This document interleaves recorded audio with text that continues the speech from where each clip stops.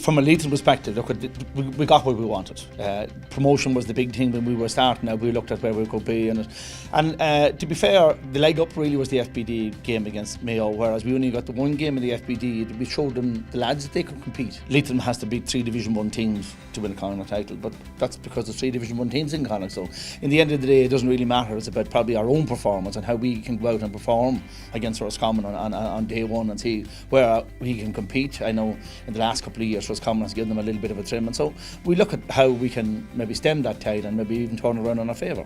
We're only probably 4 or 5 months into our development, so we really haven't developed that particular style for ourselves. We've tried to be a little bit tighter at the back, and we've tried to move our transition and work on our forward play. We probably have a couple of forwards that maybe Leitrim didn't have, good forwards for the last couple of years, and we have opportunities there. We can get the ball up to them early enough. That's what we'll be looking to. Whether we are allowed to do it or not is another question. I feel there is a lot of good young footballers there. In fact, some of the older guys are showing very, very well, both in training and in the National League. I think that we have a panel, which is the main thing now. We would often see maybe the so-called weaker counties, maybe when they start to look at the bench, think they didn't have it, but we actually have 5 or 6 guys who got, competing maybe whether they should be starting or not starting. So, that's good for Leitrim.